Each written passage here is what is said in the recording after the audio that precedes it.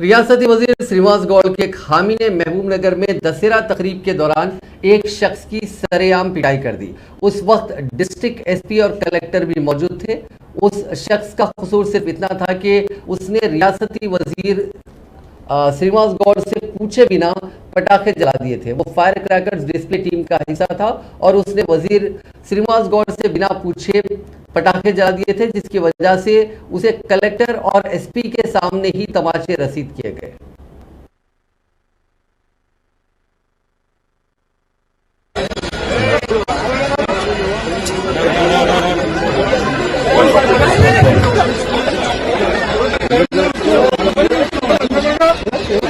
भगवान